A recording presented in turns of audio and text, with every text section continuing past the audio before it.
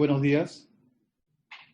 Los saluda Ernesto Gosser, soy profesor de la Universidad Peruana Cayetano Heredia y a nombre de la universidad les doy la bienvenida a este ciclo de conversatorios que organizamos en conjunto con Anden Naturals.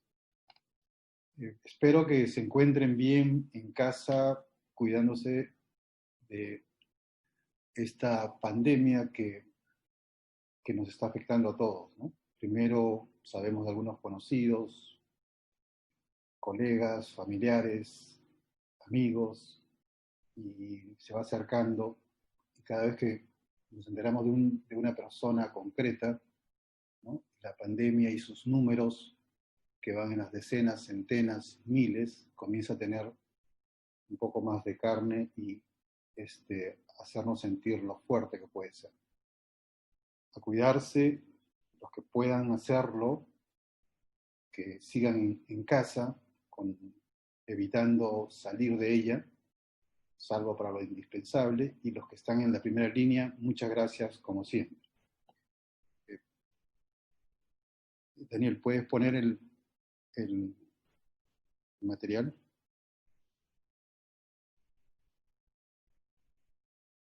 Daniel. Bueno, quería comentarles hoy que la universidad ha aprobado el desarrollo de un curso que se realizará en agosto de este año de manera virtual. El curso es el uso medicinal del cannabis y ese curso es uno que ya hemos venido realizando con el equipo de docentes que son los moderadores de las sesiones y algunos de los invitados. Otros de los invitados los vamos a convocar para que nos acompañen en el diplomado que también ya anunciaremos muy pronto. Entonces, a todas las personas que estén interesadas en este curso, Uso Medicinal del Cannabis, que presenta, digamos, es como una especie de introducción, porque empieza con el módulo de historia y de evidencias de investigación en cannabis, pasa a los aspectos regulatorios, continúa con las bases botánicas y farmacológicas, continúa luego con los aspectos clínicos. Entonces, este curso es abierto a todo tipo de personas, profesionales interesados en entender y para aquellos que sean profesionales y que tienen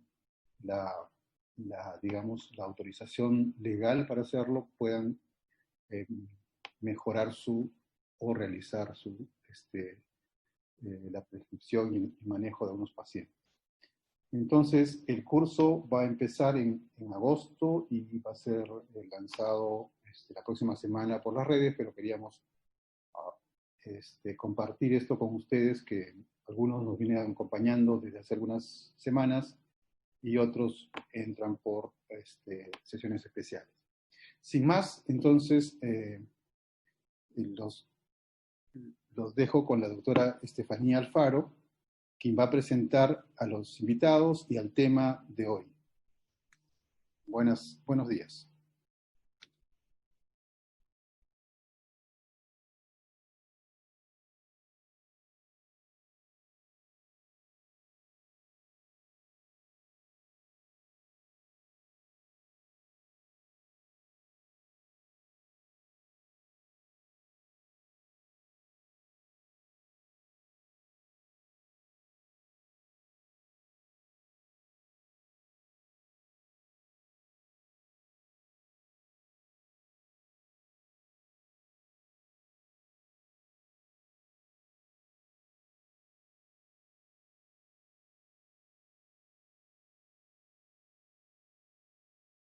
Disculpen, comienzo de nuevo. Buenos días a todos, muchas gracias, doctor Gosser. Bienvenidos a esta 7ª conferencia sobre el uso médico de cannabis. Agradecer inicialmente a la Universidad Cayetano Heredia y a Anden Bionaturals por brindarnos este espacio que estamos compartiendo el día de hoy con ustedes. Para los que nos están acompañando por primera vez, me voy a presentar. Mi nombre es Estefanía Alfaro, soy médica cirujana y estudio con bastante dedicación y pasión sobre el uso médico de cannabis, así como también lo aplico en mi práctica diaria. Entonces, el día de hoy nuestro tema es experiencia clínica con el uso médico de cannabis en Perú. Y cuando estaba revisando y conversando con los doctores que vamos a tener hoy día de invitados acerca de dónde viene esta experiencia y cuáles son las bases de que hoy día estemos hablando de esto, nos pareció importante iniciar agradeciendo principalmente a todo el equipo de personas que desde un inicio, más o menos el año 2017, han participado para que hoy día podamos estar hoy día acá reunidos hablando sobre el uso médico de cannabis y hablando sobre todo de una experiencia, de una trayectoria que ya se está viviendo. Hay varias caras conocidas que pueden ver en esta diapositiva. Me van a disculpar el diseño, pero me parece que es un collage bastante bueno. Y faltan muchas personas, todos ustedes que desde que aportan su granito de arena, hacen que hoy día esto sea posible. Y como todo en cannabis, es un efecto séquito. Participan los usuarios, los pacientes, los acompañantes de los pacientes, los profesionales de la salud, los políticos, etcétera. Aparte, quería iniciar mencionando dos aspectos importantes, porque nos han estado acompañando personas de Uruguay, de Panamá, de Argentina, y quisiera más o menos ubicarlos en el contexto de lo que estamos viviendo hoy día en Perú. Tenemos desde el año 2017 la ley 30681, que es la ley que regula el uso médico de cannabis en nuestro país. En el año 2019, en febrero, se publicó el reglamento, que es el 005-2019. Ya con esta ley y con este reglamento que nos dicen que está permitido la investigación, la prescripción, la distribución de cannabis para fines medicinales. ¿Quiénes pueden prescribir? Puede prescribir todo médico colegiado y habilitado a criterio médico, es decir, el diagnóstico que el médico le parezca, basándose obviamente en la evidencia científica, en la experiencia, y a cualquier persona que esté inscrita previamente en un registro que tiene la DIGEMIT que pertenece al MINSA. Desde diciembre del año 2019 tuvimos el primer producto legal en una farmacia de DIGEMIT, era un aceite estandarizado alto en CBD, contenía aproximadamente 48 miligramos por mililitro de CBD y 0.4 miligramos de THC, un producto derivado de una extracción de planta completa. ¿Cuál es el siguiente punto? Como lo ven, está en signo de interrogación. Tenemos ya también en mayo que vino el segundo lote de un aceite estandarizado también, gracias a Anden Bionaturals, que es del 5.5%. Sabemos que hay proyectos para mejorar la ley, de repente para ampliar y permitir otras vías de acceso. De repente van a haber más productos, más concentraciones. Y también sabemos que ya en nuestro país se da la educación a cargo de la Universidad Peruana Cayetano Heredia y otras universidades libres, como le llamo yo, que son otro tipo de capacitaciones para público en general. Todo esto pensando en nuestra finalidad, que es la mejoría de nuestros pacientes. El segundo aspecto que quería mencionar es por qué hoy día estamos hablando de la experiencia clínica. Ya tenemos bastante información en Cochrane, en PubMed, en libro de texto sobre el uso médico de cannabis. Y a veces, cuando hablamos de la medicina basada en la evidencia, nos olvidamos que esta medicina es una triada. Son tres factores los primordiales para que sea una medicina basada en la evidencia. Por un lado, tenemos la evidencia científica relevante, que pueden ser los metaanálisis, los estudios doble ciego. Por otro lado, tenemos el juicio clínico, que va a partir de una experiencia que tenga la médica o el médico con el uso de cannabis, y completan la triada con los valores y las preferencias de los pacientes. Los mejores profesionales, los mejores médicos y médicas aplican estos tres para una decisión terapéutica. Entonces, yo creo que mencionando esto y mostrándoles este cuadro, que de repente es nuevo para muchos porque se menciona muy poco en pregrado y sé que se menciona en algunos cursos de posgrado, A veces pensamos que la medicina basada en evidencia solamente es qué nos dice el artículo. El artículo nos puede decir, puede estar el mejor metaanálisis, pero si no se combina con la experiencia del profesional y con las preferencias del paciente, entonces no es una buena aplicación de la medicina. Sin más preámbulo, el día de hoy vamos a hablar de uno de estos tres componentes, que es la experiencia clínica que se tiene con el cannabis en el Perú. Y tenemos dos invitados.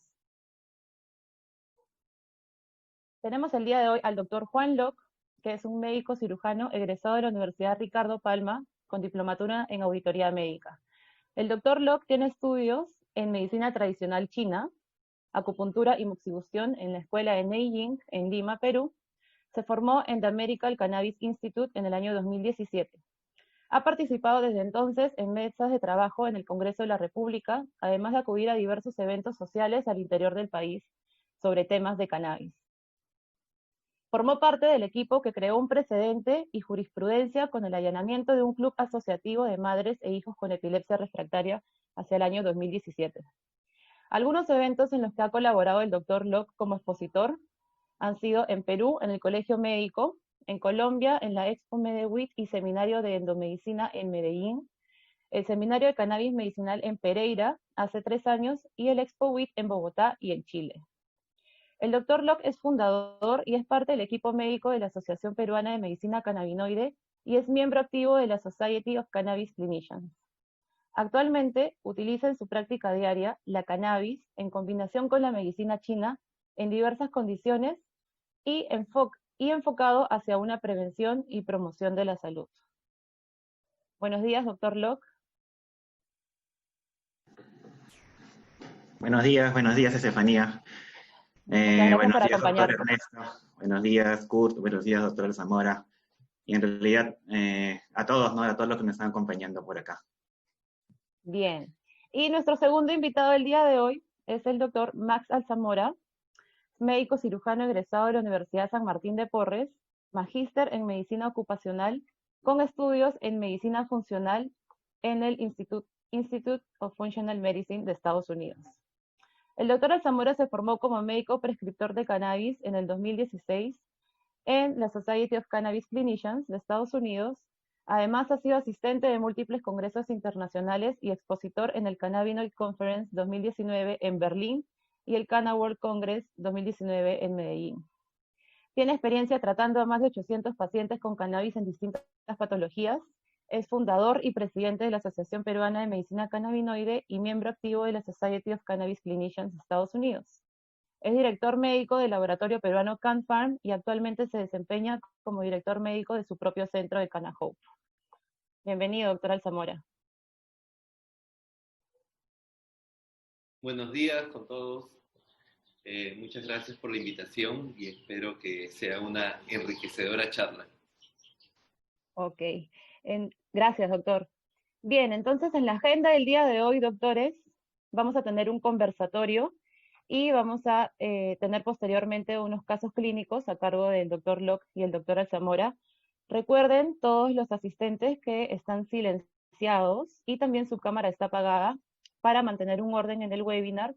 Todas las preguntas pueden ir siendo redactadas en la ventanita que dice QIA y comentarios pueden ser escritos en el chat.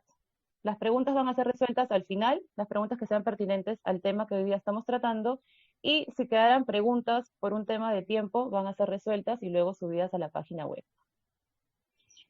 Doctores, hoy día queremos hablar acerca de su experiencia clínica con el uso de cannabis. Sé que ya tienen varios años de experiencia y quisiera iniciar preguntándoles cómo les llamó la atención el uso de cannabis en su práctica clínica y desde cuándo lo vienen aplicando en sus pacientes. Hola, Estefanía. En mi caso fue bien particular, ¿no? Porque antes en la universidad, por ejemplo, probé cannabis y sentí que me ayudó mucho en el tema del sueño. Y eso hizo de que, por ejemplo, también me ayude en el tema de la ansiedad, ¿no? Del estado de ánimo. Noté que me ayudó mucho en eso. eso fue una parte, ¿no? De hecho, la parte de mi experiencia personal con el uso del cannabis. Ya luego, más o menos en el 2015, me empecé a interesar más, ya cuando era médico, ¿no? Yo empecé a interesar más por el tema ya del cannabis medicinal para utilizarlo en otros pacientes, ¿no? En pacientes, en realidad. ¿Por qué? Porque de hecho no me sentía como que al 100% conforme en mis consultas diarias, ¿no? Sentía de que faltaba algo en realidad. Entonces, empecé a estudiar, ¿no? En realidad, a buscar sobre el sistema endocannabinoide, que me encantó todo este sistema que tenemos y que en realidad sabemos de que en la universidad ni siquiera lo mencionan, ¿no? Lamentablemente. Y eso hizo de que me interese también contactar a personas que están metidas, ¿no?, en el tema del cannabis, porque en esa época, 2015, 2016, no había médicos, ¿no? No había médicos que utilizaban el cannabis acá en el Perú, pero sí, ya habían por ahí alguna que otra asociación y había muchos activistas y cultivadores, ¿no? Entonces intentaba contactarme con ellos, que no fue nada fácil en realidad, de hecho por el tema legal, ¿no? Mucha persecución, entonces se cuidaban mucho las personas, ¿no? Y bueno, ahí como que ya me contacto con ellos, y inicia, ¿no? Inicia todo este tema tan bonito de juntarnos con las madres, con los cultivadores, para iniciar un proyecto, ¿no? El proyecto de la asociación. Lamentablemente ocurre, ¿no?, lo del allanamiento con las plantas, ¿no?, altas en CBD, y eso para mí fue muy importante, porque aparte de, bueno, haber tenido un juicio, ¿no?, un tema legal ahí, yo creo que eso ayudó justamente a lo que decías, al precedente y a la jurisprudencia. Entonces yo creo que eso ayudó mucho a que otras personas se interesen, ¿no? Y tengan menos miedo, menos temor en realidad a utilizar esta planta, ¿no? Ahí empiezan, o ya había empezado, ¿te acuerdas, Estefanía, del doctor Pedraza, que vino acá a Perú, ¿no? Que era un médico español y dio la primera charla en realidad de cannabis medicinal? De hecho, eso me dio confianza a que pueda prescribir, ¿no? Con el cannabis medicinal. De hecho, también, claro, el tema de temor, sí, había cierto temor, más que todo legal, ¿no? Un temor legal, porque todavía no había nada dicho en el tema del cannabis medicinal, pero sí sabía que lo que estaba haciendo estaba bien, ¿no? En realidad, no estaba yendo contra ningún principio médico y estaba muy animado, ¿no? Así hay ese cierto temor legal, porque en el temor de la planta no tenía, en realidad. Entonces, ahí empezó, en realidad empezamos mucho el trabajo de campo, ¿no? A ir a las casas de los pacientes, a leer mucho, ¿no? El tema del cannabis medicinal. Fue muy enriquecedor en realidad, porque yo aprendí al inicio, no de otros médicos, ¿no?, sino de lo que buscaba en la web y de los cultivadores y de las madres. Eso era increíble. Ellas ya tenían conocimiento de cómo utilizar el aceite de cannabis medicinal y me enseñaron mucho, ¿no? En realidad era bien extraño, porque yo era el médico, se supone, pero la experiencia la tenían ellos y me enseñaron mucho sobre el tema del cannabis medicinal, ¿no? Empezamos a ir a provincia, a dar charlas. Fue una época muy bonita, ¿no? Hasta que ya ocurrió el tema de la ley. Y nada, ahora, por ejemplo, estamos, imagínate, ¿no?, dando charlas en la Cayetano Heredia, y ya tenemos una farmacia que está utilizando el cannabis, ¿no? Entonces yo creo que estamos dando muy buenos pasos, y nada, quería compartir eso, más que todo el tema de mis inicios del cannabis medicinal, porque me parece muy importante, y no sé qué tendrá que decir el doctor Alzamora al respecto de sus inicios. Muchas gracias. Doctor Alzamora. Bueno, a ver, yo también, como comenta el doctor Locke, tuve acercamiento a la planta durante mi juventud, y pues todo ese estigma que se habían encargado de dar algunos organismos nacionales, internacionales, pues vi que no era eso, ¿no? O sea, sentí relajación, sentí que mejoré en la sociabilidad de repente cuando lo hice. Se me abrió el apetito de manera brusca, pero bueno, eso en algunos casos es beneficioso para la salud, ¿no? Ya en el 2016, ya era médico, viajo a Estados Unidos y me alojo en la casa de un colega peruano que reside allá. Y él me dice, ¿no quieres conocer un dispensario de cannabis? Tengo un amigo que trabaja ahí. Entonces le dije ya, me dijo ya, vamos a estar ahí toda la mañana y parte de la tarde, ¿no? Para que veas cuál es el flujo, porque ahí van pacientes, ¿ya? Van personas para buscar para el consumo adulto mayor, pero también van pacientes. Y estuvimos ahí, estuvimos conversando, vimos a pacientes, sobre todo que acudían por dolor crónico, y pues me presentaba, ¿no? Él es doctor, ¿qué le puedes contar de tu experiencia? Y me decían que pues habían encontrado algo en la planta que no habían encontrado con los medicamentos y que muchas veces ya estaban dejando los medicamentos o ya los habían dejado del todo y que veían en esto algo que mitigaba el dolor, pero a su vez lo sentían como algo integral, ¿no? Que había mejorado su sueño, que había mejorado su vida familiar, por así decirlo, estaban con más apertura, ¿no? El apetito y varias cosas en general, ¿no? Entonces, ahí es que digo, pues, qué interesante y decido estudiar. Cuando regreso a Perú, el doctor Ramírez, ¿no? Que también es del grupo, pues me comenta que se iba a dar este primer curso propedéutico en el colegio médico, lo cual me causó bastante sorpresa porque no pensé que el colegio médico en un primer inicio iba a avalar esto, ¿no?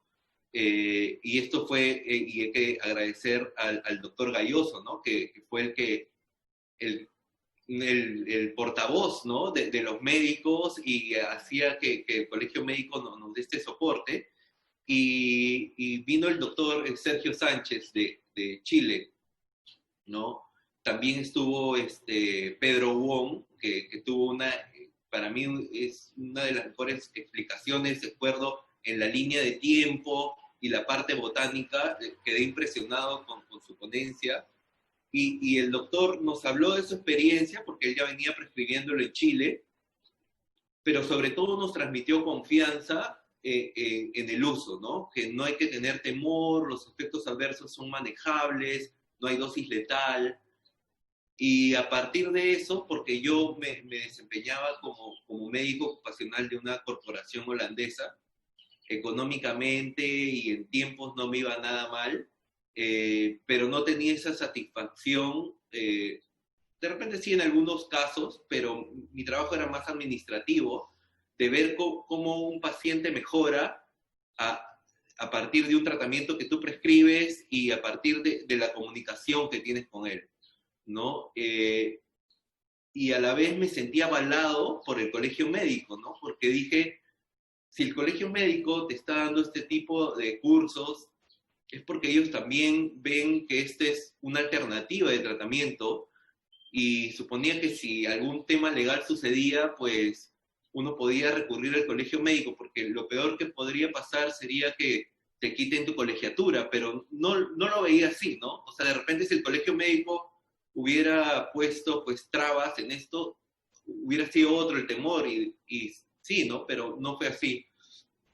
Y decidí seguir investigando y hice el curso de Society of Cannabis Clinicians, que ahora los tres formamos parte de este grupo latinoamericano ahí. Ujú.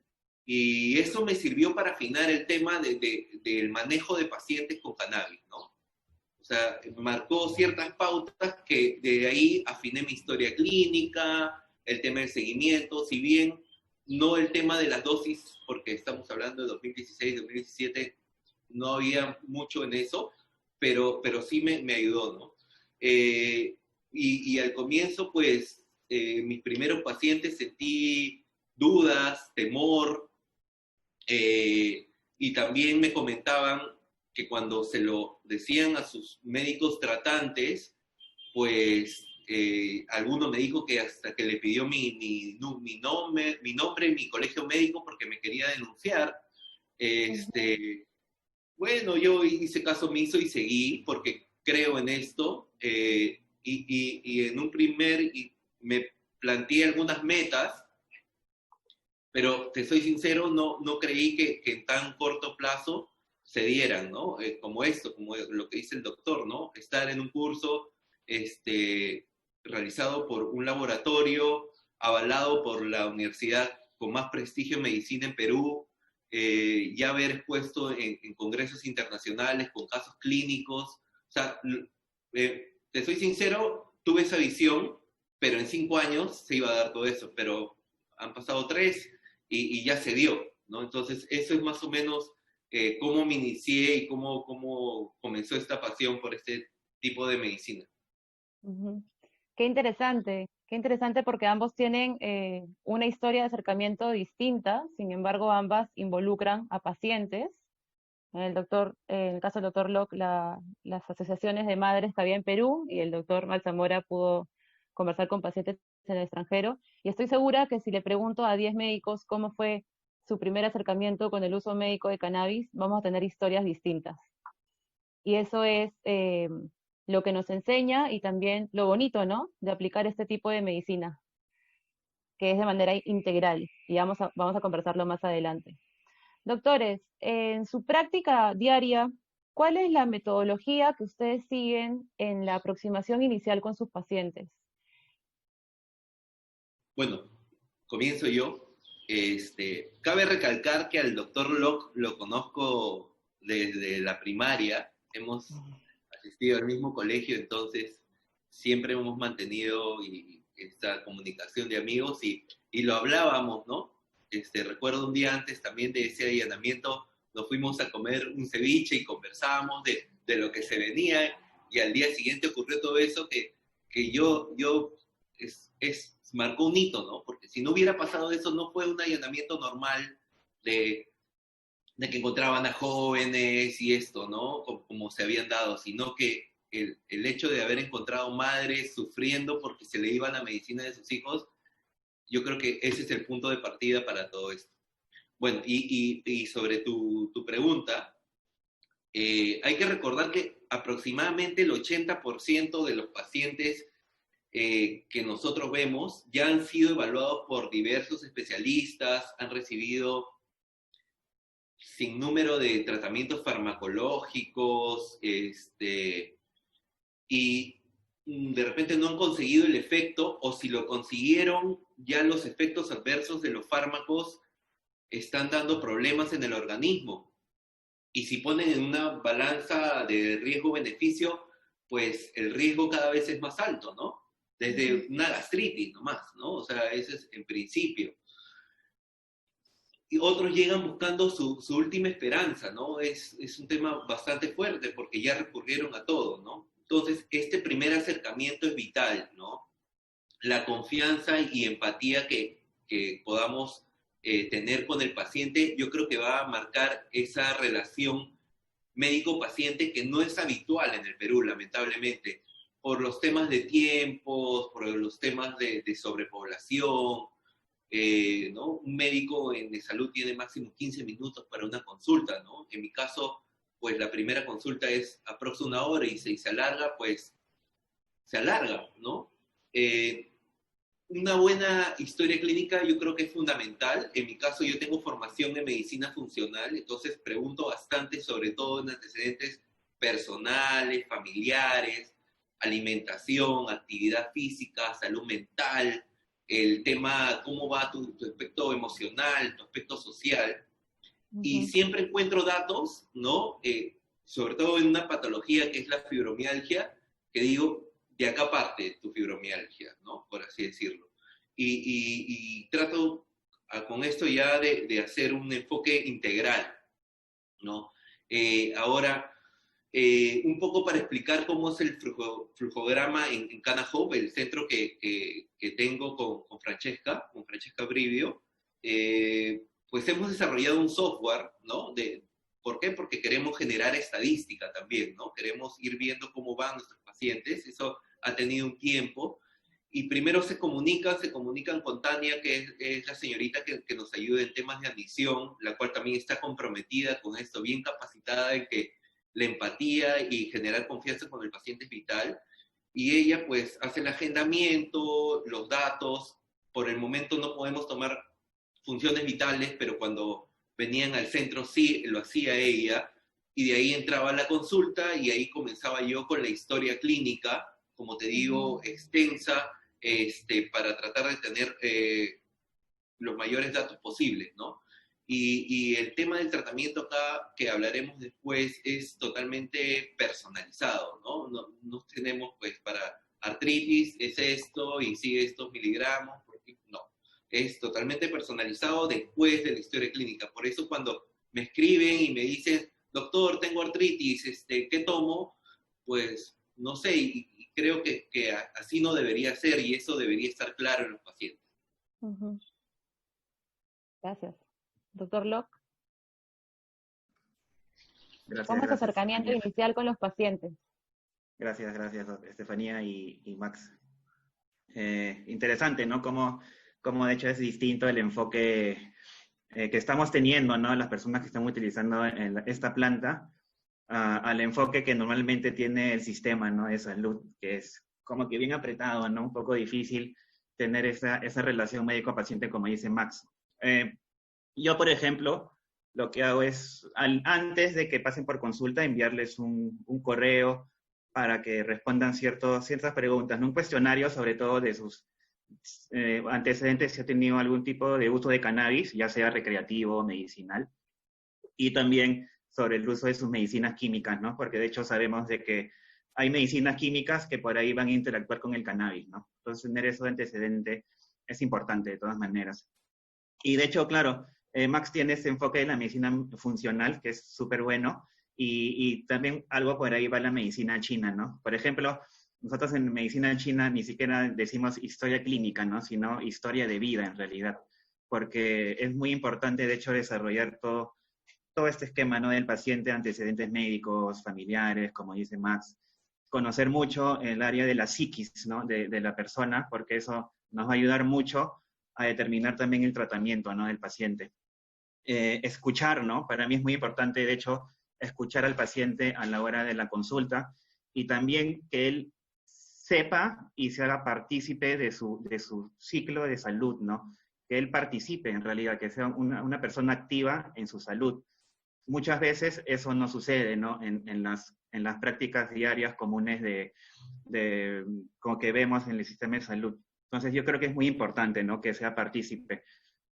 Otra cosa que me parece importante en las visitas médicas que tienen los pacientes es explicarles, ¿no? De qué va el sistema endocannabinoide y los fitocannabinoides, porque muchas veces no saben, ¿no? No saben qué es el sistema endocannabinoide, cómo actúa el cannabis. Entonces, es un buen tiempo el que yo hago, por lo menos, para explicarles sobre qué va, ¿no? Porque también muchas veces la persona no sabe cómo actúan los medicamentos que toman, ¿no? Los médicos no se dan el tiempo para explicar eso. A mí me parece, de hecho, muy importante explicarles, ¿no? Cómo funciona el sistema endocannabinoide y también cómo uno puede estimular su sistema endocannabinoide fuera de la planta del cannabis, ¿no? Sabemos que, de hecho, podemos estimular nuestro sistema endocannabinoide de otra manera. Entonces, yo creo que explicarle esto a los pacientes es importante también, ¿no? Saber, ¿no? Hacerles saber a los pacientes de que muchas veces esto no actúa de manera inmediata, ¿no? Que es un paso primero y luego tenemos que ir viendo cómo va respondiendo para tener un efecto positivo, ¿no? O sea, enseñarle al paciente de que tiene que ser paciente, ¿no? Una persona que sea paciente en realidad, ¿no? Justamente eso. Y nada, de hecho yo también pienso de que es importante nuestro aprendizaje como médicos, ¿no? Como sanadores, ¿no? Cada paciente es distinto, como decía Max, ¿no? Es una medicina personalizada. Y de hecho, aprender de los pacientes también nos ayuda a nosotros mismos a entrar en esa vía de sanación. Nosotros también necesitamos curarnos y sanarnos como médicos y como terapeutas, como lo que sea en realidad. Y esa interacción que se tiene es muy importante, ¿no? Muchas gracias. Me encanta escucharlos y estoy muy feliz de que están compartiendo sus experiencias hoy día. Son 111 participantes los que nos están acompañando y creo que es súper importante hacer hincapié en que con lo que ustedes se demoran haciendo la historia clínica, la historia de vida, conversando con sus pacientes, explicándoles, es porque están de cierta manera con esta aplicación de la medicina de modo integral, estamos buscando ir hacia la causa del problema y no solamente paliar un síntoma, ¿no es cierto? Y ahí viene mi segunda pregunta, y es conocer un poco cuáles son las patologías que más ven en su consulta. Y yo sé que a veces los colegas tienen, algunos ven más adultos mayores, otros ven más pacientes pediátricos. ¿Cuáles son los rangos de edad que ustedes han podido atender hasta el día de hoy? Bueno, al inicio, como se empezó con el tema de las madres, ¿no? Al inicio aprendí mucho sobre epilepsia refractaria y autismo, en realidad. Muchos pacientes venían a buscar por estas condiciones. Y hasta ahora, ¿no? En realidad es un gran porcentaje que vienen por epilepsia y autismo. Justamente el caso clínico que voy a presentar luego va a ser uno de epilepsia y uno de autismo. Ahí vamos a poder un poquito escuchar más sobre estas condiciones y el manejo, ¿no? En realidad. Porque, claro, el autismo hay leve, moderado, severo, y de hecho el manejo puede ser distinto, ¿no? Pacientes con cáncer, ¿no? Con cualquier tipo de cáncer, en realidad, muchos pacientes que vienen como buscando, como decía Max, el doctor Max, una última, ¿no? Una salvación, se podría decir, y muchas veces el cannabis les cae muy bien, ¿no? Nosotros hemos, no solo, por ejemplo, para paliar los síntomas, sino también hemos enfocado el tema de antitumoral, ¿no? El cannabis de uso antitumoral. Y de hecho hemos utilizado dosis bien altas en ciertos pacientes, en pacientes oncológicos, por ejemplo, pacientes con cáncer de páncreas, utilizando resina y supositorios, ¿no? De THC sobre todo. Y puedo decir de que la sobrevida de ese paciente y la calidad de vida de ese paciente fue mucho mayor a lo que se esperaba, ¿no? En pacientes con cáncer, en el paciente con cáncer de páncreas en este caso, ¿no? Enfermedades, por ejemplo, como el Parkinson, ¿no? Enfermedades neurodegenerativas en general. Parkinson, Alzheimer, es una visita frecuente a las consultas. Yo tengo muy buenas experiencias con pacientes con Parkinson. De hecho, he notado de que los beneficios en ellos suelen demorar un poco, ¿no? No es tan inmediato. Un mes, 2 meses ellos están tomando y muchas veces no encuentran reacción, pero si se les dice que sigan, sí se encuentra un beneficio de todas maneras, ¿no? En muchas áreas, en realidad, área de la psiquis y en la misma enfermedad, ¿no? Temblores, rigidez. Y justamente, ¿no? También enfermedades o condiciones de la psiquis son visitas muy frecuentes a la consulta, ¿no? Ansiedad, depresión, insomnio, ¿no? Es súper frecuente. Y de hecho sabemos que los fitocannabinoides, más por ahí otros métodos de tratamiento, van a ser de mucho beneficio para ellos, ¿no? Pacientes con fibromialgia, ¿no? Una enfermedad que es frecuente, es muy frecuente, sobre todo en mujeres, y de hecho los cannabinoides suelen tener muy buen resultado porque justamente se ha visto de que la fibromialgia es una condición donde se ve que hay una deficiencia del sistema endocannabinoide, ¿no? Entonces actúa muy bien. De hecho el cannabis. Y con el rango de edades yo creo que es igual, ¿no? Es igual, o sea, hay tantos pediátricos como adultos mayores. Creo que no podría tener un porcentaje por ahí de más es este que el otro, en realidad, pero es muy similar, ¿no? Muchos pacientes niños acuden a consulta desde meses de edad hasta 10, 15, 12 años. Adultos mayores, sobre todo por el tema de la psiquis, y también enfermedades neurodegenerativas, ¿no? Entonces, es muy frecuente la visita en todo rango de edad y sobre todo muchas condiciones porque sabemos que este sistema endocannabinoide actúa en todo el organismo, ¿no? Bueno, en mi caso, yo creo que más que patologías, lo que vemos son pacientes y lo que buscamos en esos pacientes es modular su sistema endocannabinoide, y que sabemos que lo que busca es dar equilibrio a esos procesos fisiológicos alterados, ¿no?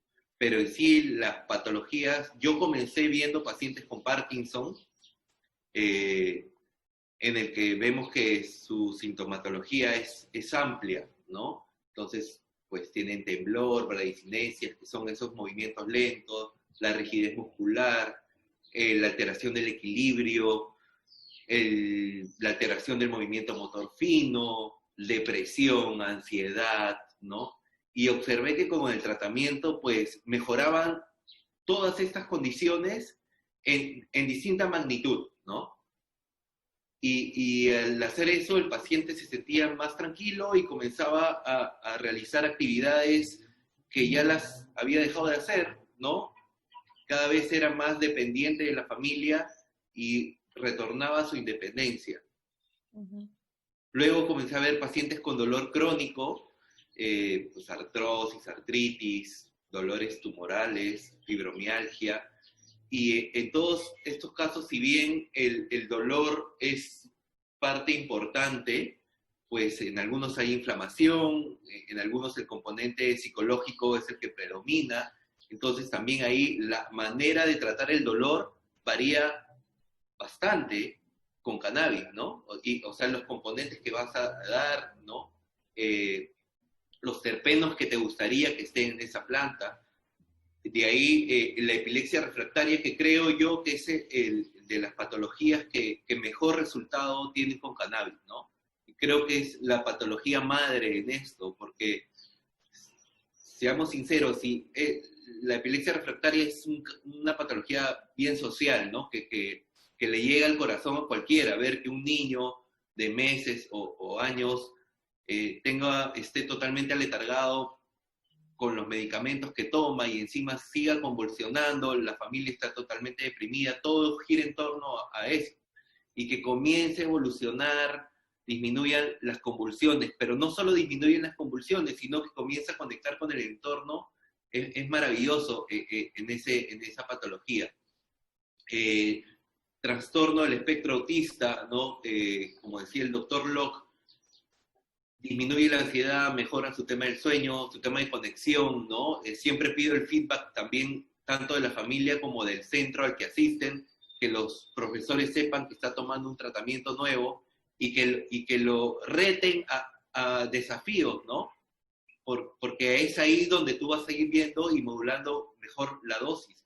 Y en cáncer, bueno, como paliativo, que ya la Academia Nacional de Ciencia lo ha dado como evidencia concluyente para las náuseas y la falta de apetito, pero escuchando en los congresos a la doctora Cristina Sánchez y al doctor Manuel Guzmán, que hablan con tanta confianza y con datos tan certeros, ellos de la Universidad Complutense de Madrid, del efecto antitumoral, de la apoptosis celular que se da, yo lo vengo haciendo y los pacientes que se involucran y veo que quieren elegir ese camino, pues vamos con todo, ¿no? Como les digo, vamos con todo y pues utilizamos óvulos, enemas, porque sabemos que ahí podemos introducir mayores cantidades de THC sin llegar a ese efecto psicoactivo que a algunos pacientes no les agrada, ¿no? Pero hay que ser también concretos en que los tratamientos con cannabis no son el elixir de la vida, ¿no? Y que el paciente piensa que tomando sus gotitas mágicas se va a curar del todo, sino que tiene que tener un equilibrio en su alimentación, el aspecto físico, la actividad física, en el tema psicológico, en el aspecto social.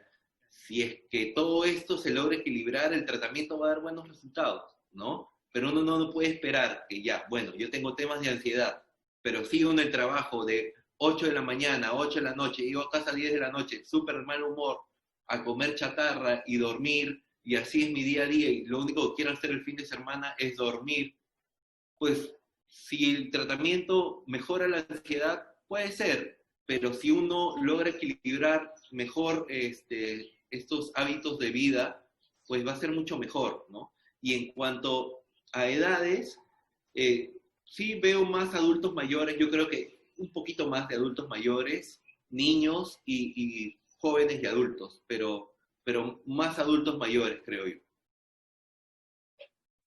Claro, son muchas las patologías que hoy día vemos que resultan bien para cannabis. Yo recuerdo una encuesta que hice en el 2016 con un colectivo, 2017 con un colectivo donde estábamos con el doctor Locke, que se llamaba Regulación Ahora. ¿Te acuerdas? Que era donde pedíamos la regulación. Y fue una encuesta corta de 25 personas donde hubieron 25 respuestas. Cada uno utilizaba cannabis para algo distinto.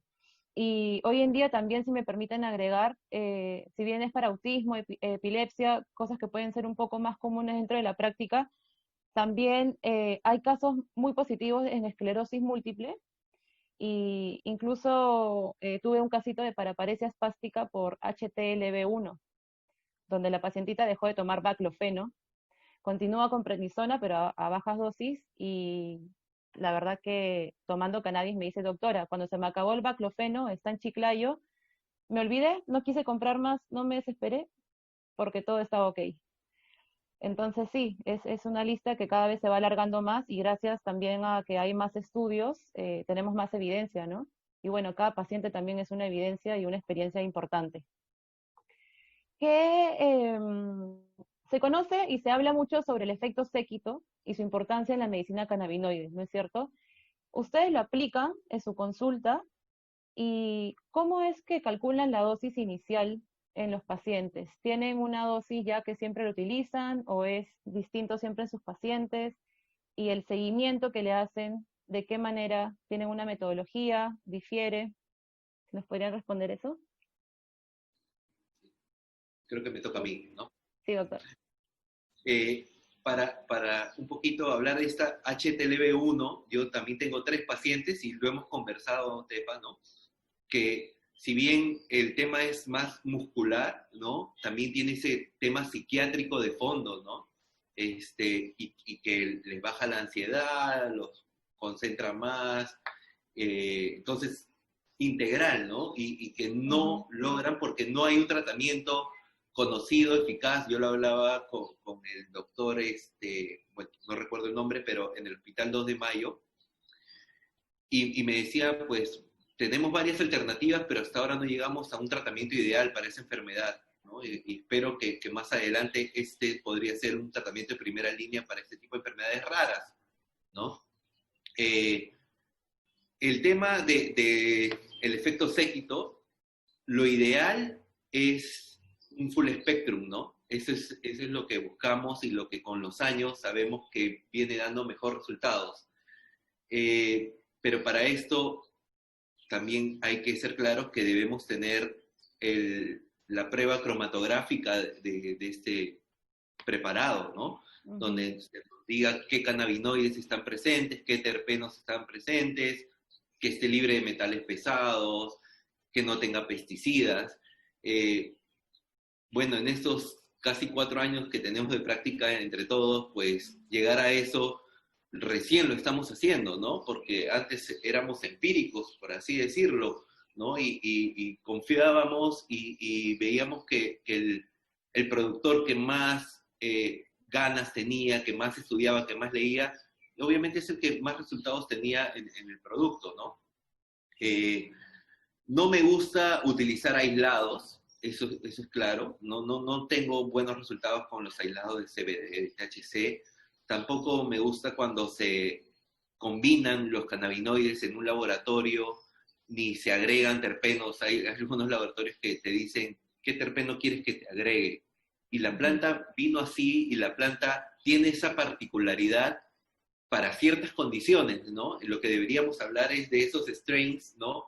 Que como conocemos ahora, que hablamos seguido, el tema de la Canatonic tiene un buen resultado en temas de ansiedad, la Harley-Sue, que es conocida por nosotros que en temas de epilepsia refractaria, que es refractaria también a algunos tipos de cannabis, esta parece ser que tiene mejor efecto. Entonces, sí, lo del full spectrum es el ideal, esperemos que se llegue a estandarizar. Y en cuanto a dosis, pues yo cada vez que llegaba a un congreso decía, en este congreso me van a decir cuáles son las dosis. Y esperaba la ponencia del doctor, bueno, de cualquier doctor que le tocaba, y me va a decir la dosis. Y no era así, ¿no? Lo único que te decían es, comienza abajo y anda lento, ¿no? Pero ese comienza abajo y anda lento es, pues, amplio, ¿no? En mi práctica lo que hago, en niños menores de 5 años, comienzo con 1.5 miligramos 2 veces al día, ¿ok? Y en adultos, a partir de jóvenes, comienzo con 1.5 miligramos 3 veces al día. Estamos hablando de la vía sublingual, ¿no? Eso. ¿Qué más? Y cómo voy haciendo el seguimiento, dependiendo, ¿no? Si noto que la persona, como puse el ejemplo, que tiene hábitos alimenticios y hábitos de vida totalmente desordenados, pues le doy un tiempo más, ¿no? Le digo, oye, hay que mejorar estos aspectos. Y le doy por lo menos unos 15 días para que trate, y si hay alguna interconsulta de por medio, también se aleja un poco, ¿no? Para dejarlo que haga la interconsulta, o sea, nutrición, para que se haga un examen auxiliar.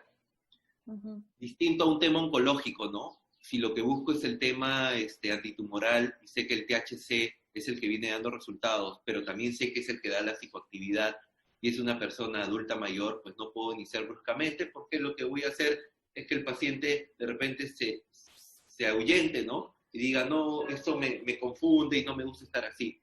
Entonces ahí sí de repente el seguimiento es cada 3 días por llamada, y si no hay efectos adversos, trato de subir 1.5 más en alguna toma del día, y así ir subiendo y proponiendo otras vías de administración. En dolor crónico me gusta añadir la vía tópica, ¿no? Y si el paciente tiene historial de haber sido fumador de tabaco y también veo que en la consulta su apertura hacia cannabis es mayor, propongo la vía vaporizada, ¿no? Entonces todo depende de la consulta médica, ¿no? Si viene el paciente con miedos, pues trato de comenzar con la vía sublingual, de repente no con tanto THC, para ir yendo de a pocos, ¿no? Y eso es más o menos como prescribo. Muchas gracias. ¿Doctor Locke?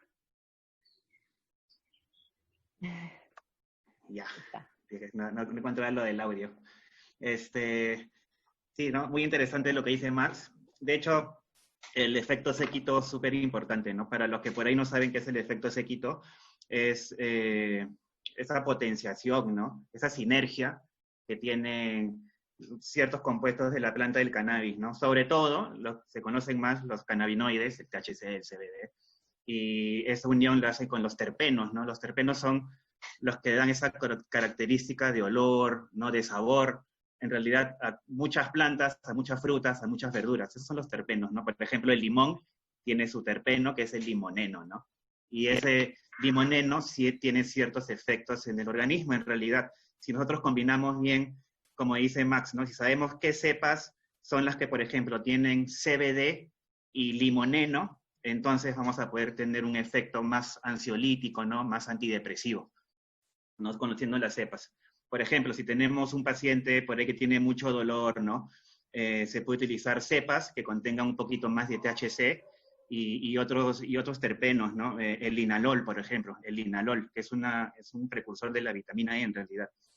Entonces, si tenemos estos conocimientos de cómo combinar, ¿no? Estas cepas para que el paciente a las finales tenga una mayor efectividad en el tratamiento, ¿no? De hecho, yo sí he tenido experiencia, al inicio, ¿no? Al inicio, cuando empezó toda esta movida canábica, no había tanta accesibilidad a estos full spectrum, ¿no? Había muchos cannabinoides aislados, sí, el CBD sobre todo se utilizaba aislado. Yo he tenido experiencias tanto positivas como negativas, ¿no? Era lo que había en el momento y lo utilizábamos, ¿no? No era lo ideal, sí, pero era lo que teníamos, o también muchas personas en realidad traían sus medicinas de afuera, ¿no? Charlotte's Web, por ejemplo, los que tenían acceso en realidad, no muchos lo tenían y probaban estas medicinas. Lo que se hacía, por ejemplo, era combinar, ¿no? Combinar el THC con el CBD aislado para ahí lograr un efecto mayor.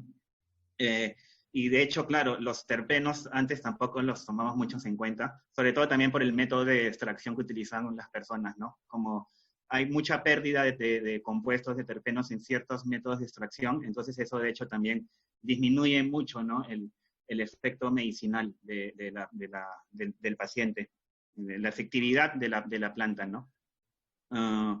¿Qué más con respecto a los...? Pero sí, ¿no? De hecho yo, por ejemplo, lo que antes se hacía también era justamente lo que decía Max, ¿no?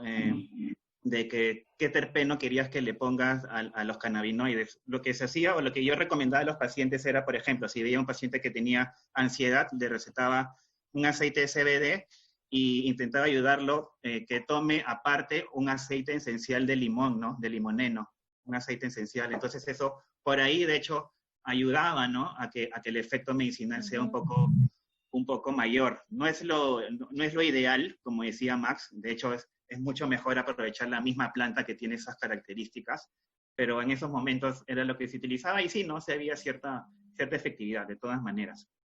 Con respecto a la dosis, muy similar, ¿no? De hecho, lo que dice Max es cierto, ¿no? Siempre nos decían en las charlas de menos a más, y también que es verdad, ¿no? Es verdad, y también se dice que menos es más, ¿no? Con el cannabis, y también es cierto. Suelo iniciar con igual de 1.5 a 3 miligramos en pacientes por ahí que son niños, ¿no? O por ahí cuando uno hace la historia de vida, la historia clínica, ya agarra cierta experiencia, ¿no? Y uno sabe por ahí, preguntándole, por ejemplo, si tiene mucha ansiedad. Entonces, ser precavidos con el tema del THC, ¿no? No iniciar con dosis altas de THC, por ejemplo. Pero por ahí, si tienes un paciente con cáncer, como decía Max también, y dependiendo de sus características, ¿no? De psíquica, sobre todo, yo a veces sí inicio con un poquito más de dosis de THC, ¿no?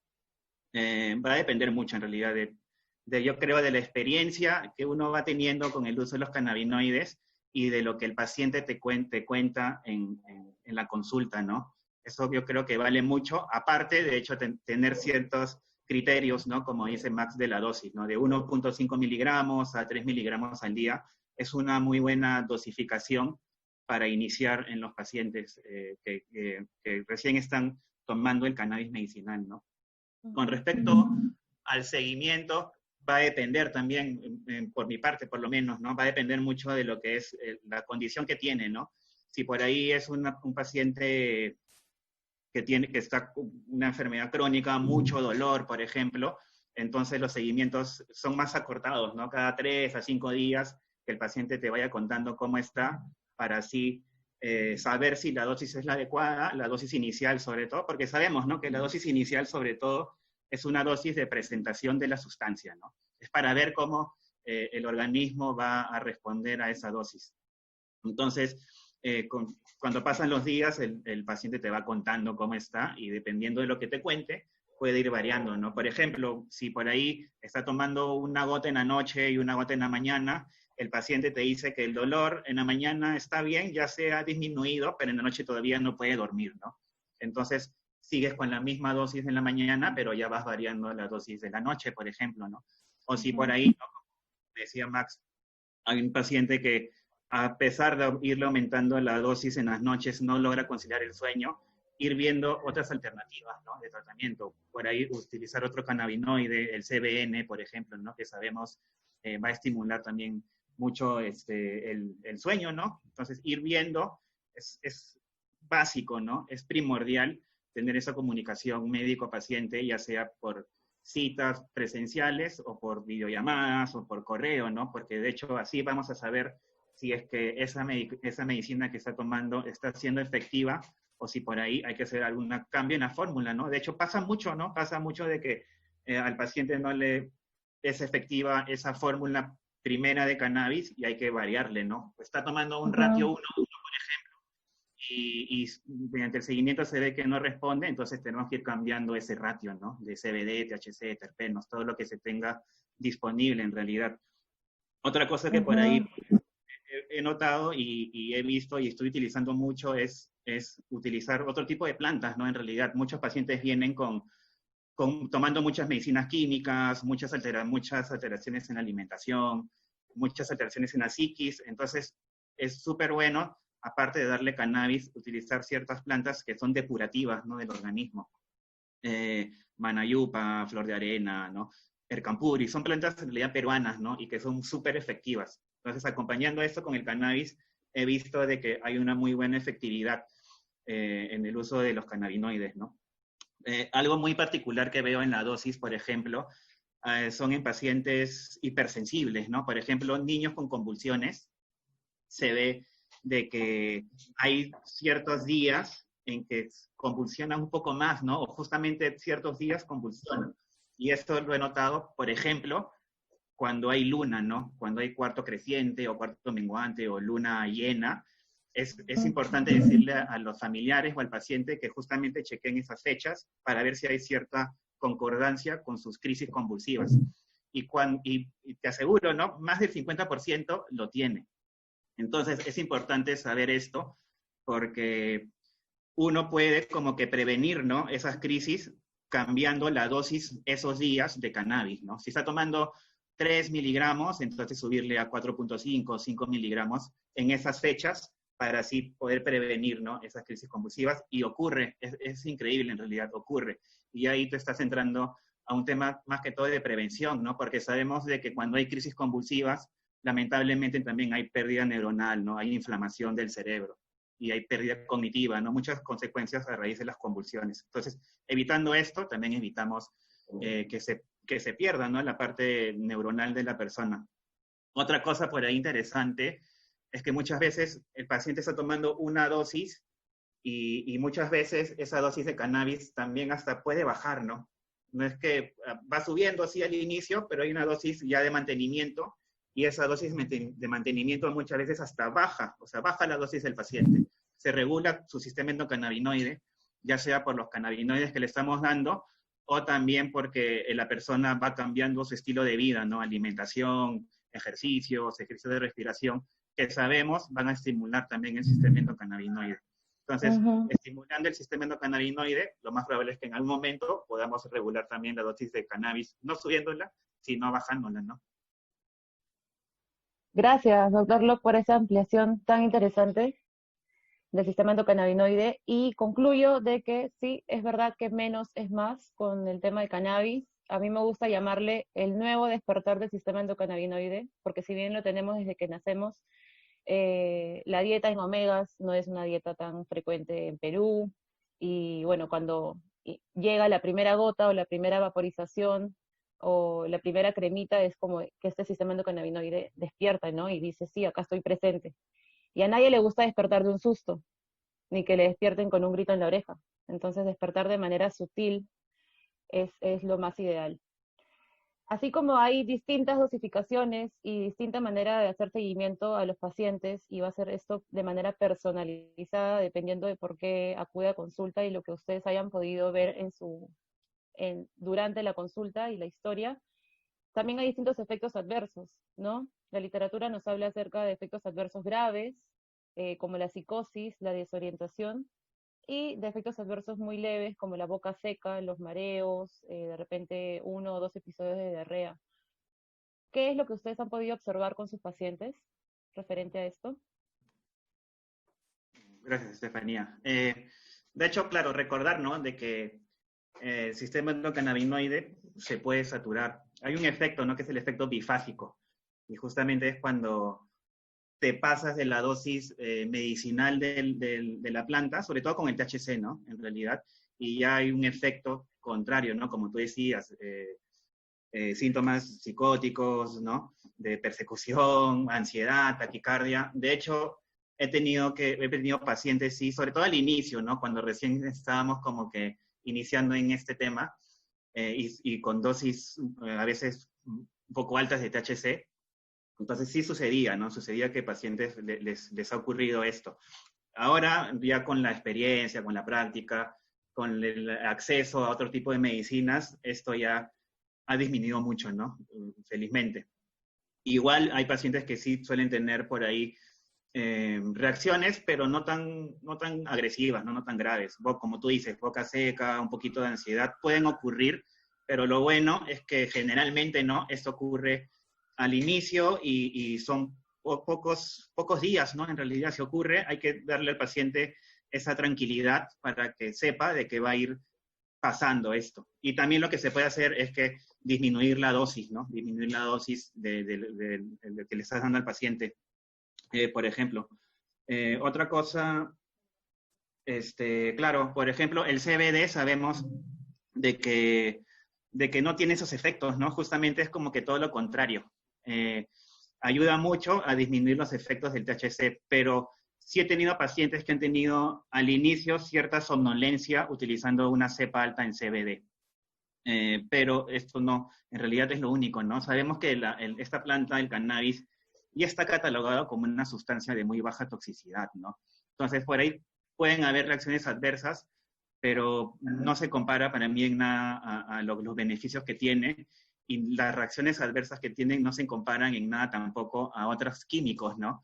Sabemos de que el cannabis va a generar muy poca dependencia, ¿no? Comparándola con otro tipo de sustancias, con otro tipo de medicamentos, el porcentaje de dependencia del cannabis que puede haber, sí, pero que es mínimo comparado a ansiolíticos, antidepresivos, a opioides, ¿no?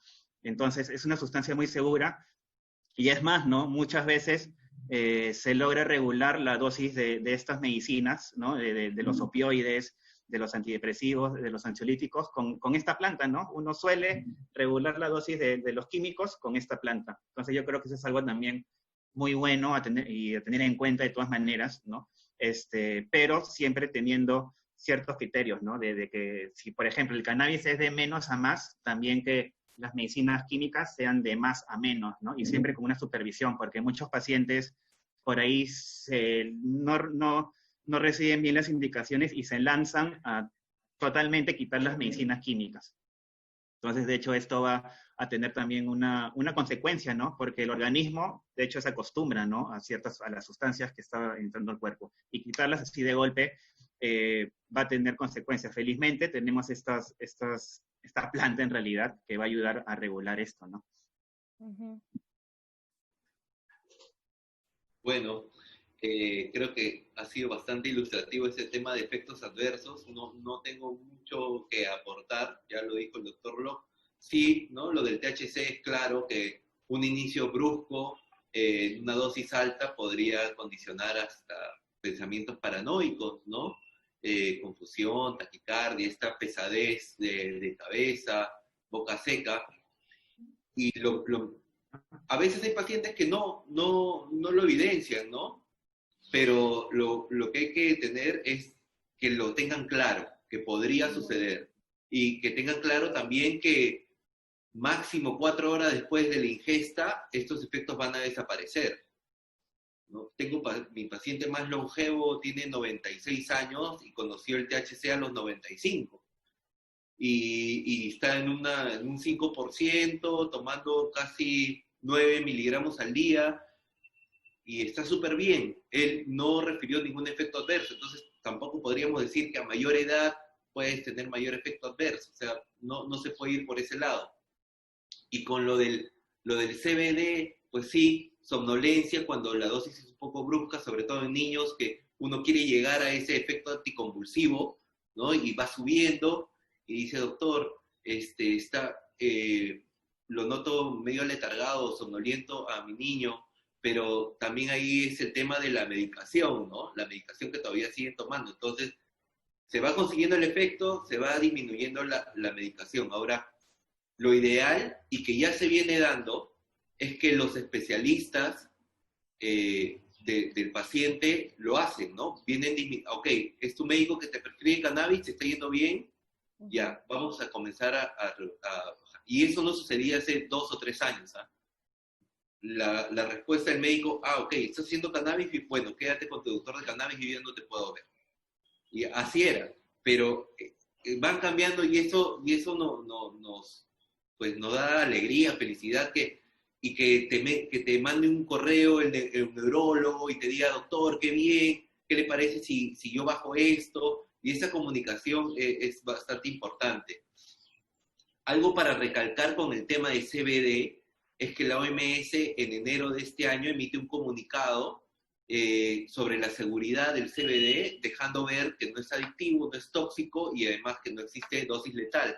Entonces, con esto, pues, el médico debe tener la plena confianza de que no va a percibir efectos adversos. Lo importante es, no existe dosis letal, que puede haber hasta con paracetamol. Con cannabis no se conoce, ¿no? Eso es lo que podría aportar en estos efectos adversos. Súper. Bien, antes de pasar a los casos clínicos, quisiera preguntarles, y también nos han preguntado, hay una pregunta por ahí en el chat, ¿Qué experiencia han tenido ustedes en su práctica desde que tenemos disponible el primer derivado de cannabis en la farmacia de Digemit? Doctor Max.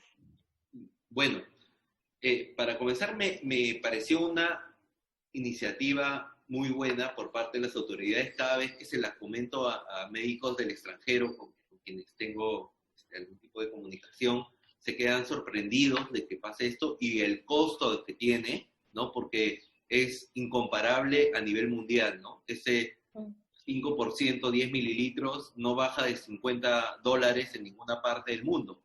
Un buen preparado con las condiciones de cromatografía que tiene ¿no?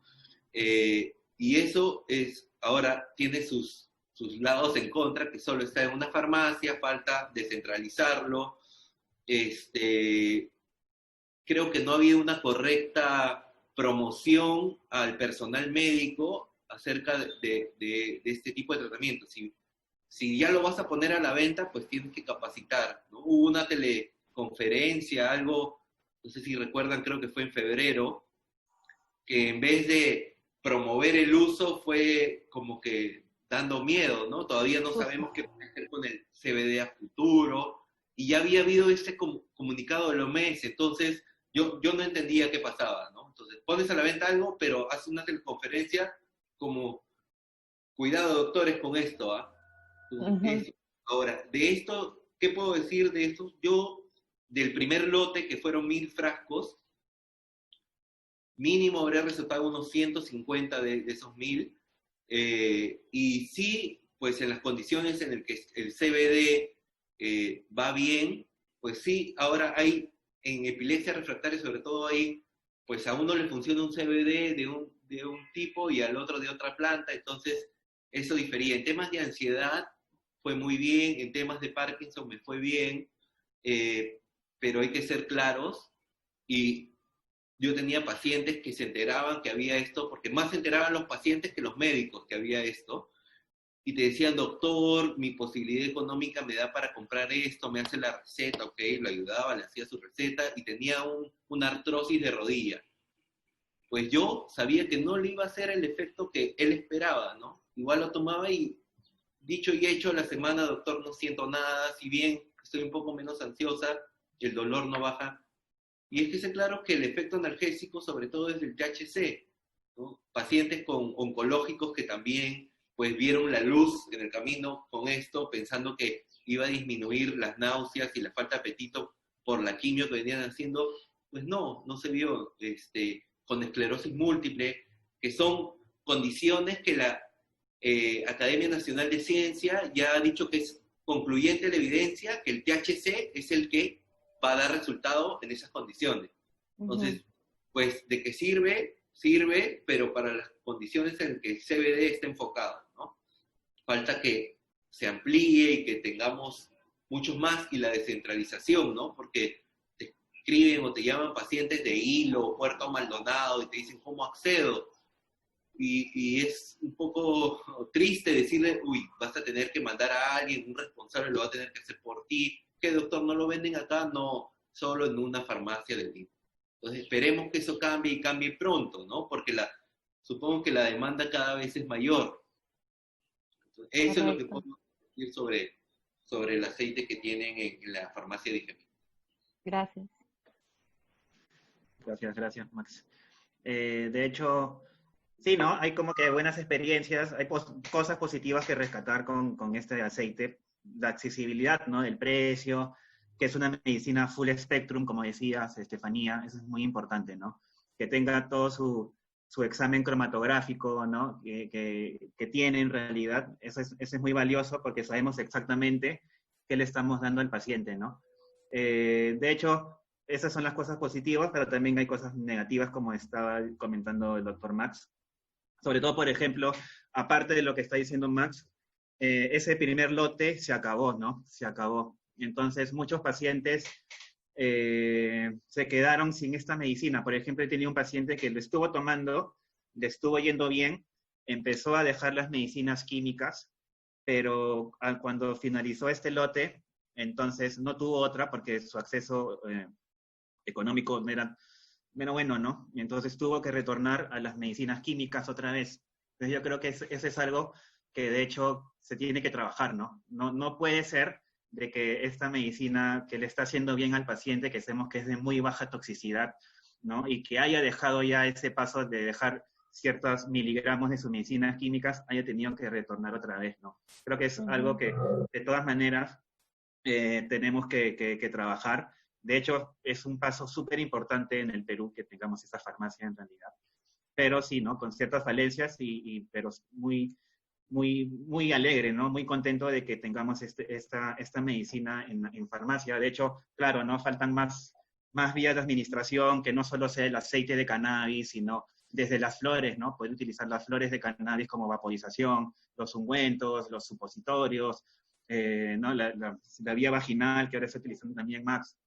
Entonces, yo creo que hay cosas que trabajar, pero estamos en un muy buen primer paso, ¿no? Para hacerlo, en realidad. Y todo siempre, como decías, Estefanía, como el efecto séquito, ¿no? Todos juntos.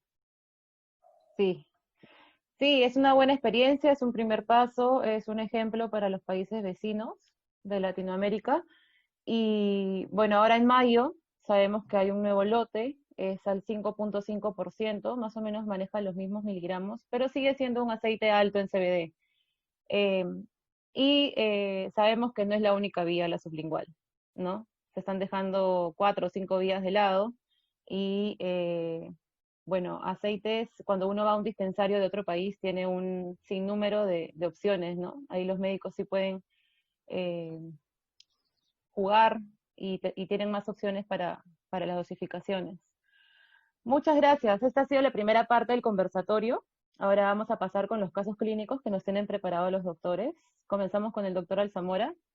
Puede compartir su pantalla y, doctor Locke, nos quitamos el video.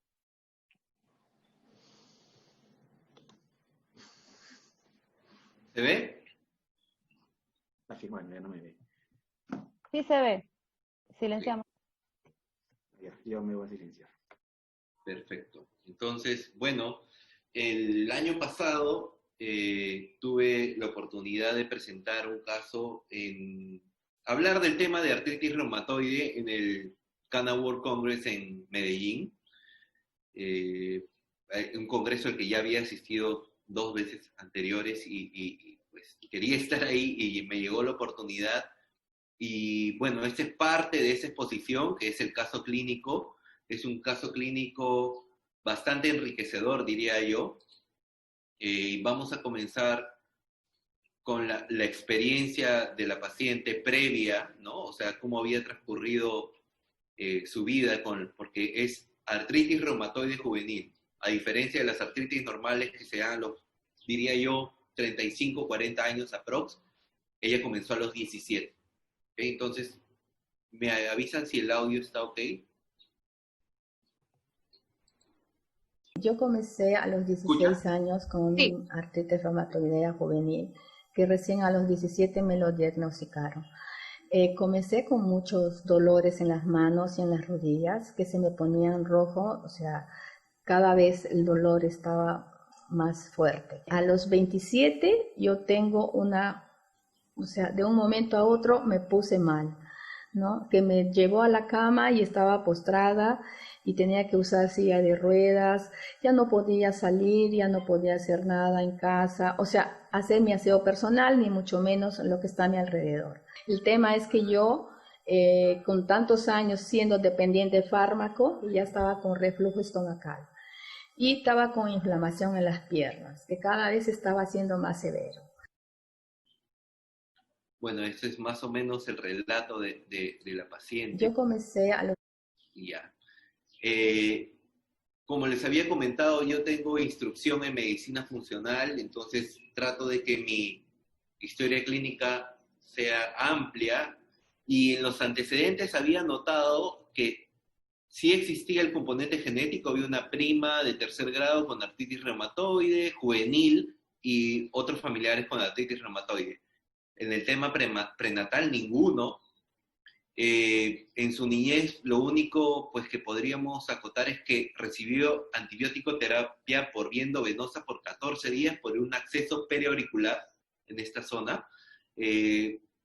de ahí comenzó a haber problemas del tipo psicológico, ¿no? Habían problemas en la familia, ella muy apegada al padre, y a los 17 hubo el divorcio de los padres, ella se tiene que quedar con mamá y papá sale de la casa, y en ese año es que se diagnostica esta artritis reumatoide juvenil. Entonces, a esto en medicina funcional le llamamos eventos detonantes, ¿no? Que sería el divorcio de los padres. Y de ahí comenzó su vida con los tratamientos, ¿no? Con el uso de AINES al comienzo, de ir metrotexato por 3 años, de Flazacor, comenzó con las cirugías, y acá había temas que yo digo que los llamo perpetuadores, como una dieta sobre todo a base de azúcares, carbohidratos, lácteos, no tomaba mucha agua, el sedentarismo que era por la condición que ella tenía y la cirugía, ¿no? Entonces, estas son las 11 cirugías, creo que tiene la paciente desde el 93 hasta el año 2017. Entonces, imagínense tener una cirugía conlleva un preoperatorio y un posoperatorio, y era casi anual, ¿no? Entonces, eso también hacía que mermara su actividad física. El motivo de la consulta, yo la veo el año 2018, creo que octubre del 2018, y no era el dolor, no era la inflamación sobre todo. El principal motivo de la consulta era el reflujo gastroesofágico, ¿no? Que era una condición de la gastritis crónica que presentaba. Y otros motivos era la pesadez y rigidez matutina, que es propio de la artritis reumatoide, era en ella aproximadamente unas 2 horas. El dolor de manos y rodillas, que en dolor hacemos una escala del 1 al 10, ella lo tenía en 6/10, ambos. La ansiedad y depresión, obviamente, por la condición que ella padecía. También la inflamación en ambas rodillas y tobillos de 2 cruces sobre 3 cruces. El tratamiento farmacológico en todo este tiempo, AINES por 35 años, de Flazacor por 28 años, metrotexate por 3 años lo dejó porque había náuseas, y comenzó con estos nuevos medicamentos que, si bien vienen dando resultados los medicamentos biológicos, pues no se sabe qué habrá futuro, y es la leflunomida, que lo venía tomando por 5 años. En la consulta ya solo estaba tomando, ¿no? Cuando iniciamos la consulta, 6 miligramos de Flazacor, que es un corticoide, una tableta por la mañana y media por la noche, y etoricoxib, que es un antiinflamatorio de 120 miligramos, una tableta por la mañana. Los 3 estuvimos presentes en este seminario de endomedicina, donde el doctor Locke presentó un caso clínico, que la verdad, ahí dije, la medicina funcional se juntó con cannabis, ¿no? Ahí es que hice el match, porque es cannabis, alimentación, el tema psicológico, la medicina física y rehabilitación, o la actividad física. Es más o menos lo que trato yo de dar como tratamiento a mis pacientes. El inicio del tratamiento con cannabinoides fue por la vía sublingual, fue un ratio 1:1, 3 miligramos 3 veces al día. En la vía tópica, pues, tenemos cremas acá de proveedores locales que han logrado un poco ir agregando ciertas plantas de origen peruano o sudamericano, ¿no? En este caso, esta crema es de THC, CBD, a la vez tiene matico y yantén, y se la aplicaba 3 veces al día. Dieta de eliminación, pues, todo lo que es carbohidratos y lácteos, que sabemos que conducen a sustancias proinflamatorias, los traté de reducir, pero no hay que ser, pues, desde mañana no me comes pan, ¿no? Porque uno a veces lo prohibido, pues, lo hace más, ¿no? Entonces, ir bajando, ok, comías 2 panes en la mañana y 2 panes en la tarde, ahora come 1, y así, y cambia de pan, ahora cambia a pan pita, y esa es la manera que yo encuentro que los pacientes cumplan esto de la dieta. En la dieta de restauración, pues, entraba todas las verduras como ella desee, lo ideal es crudas, ¿no? Pero si, porque uno se aburre, ¿no? Se aburre de todos los días la misma ensalada, entonces sí, puede ser al vapor, salteadas, asadas, en extractos. Yo utilizo bastante los extractos, ¿no? Me gusta el utilizar el de apio con espinaca y agregarle aguaimanto, los arándanos, ¿no? Y siento que va súper bien.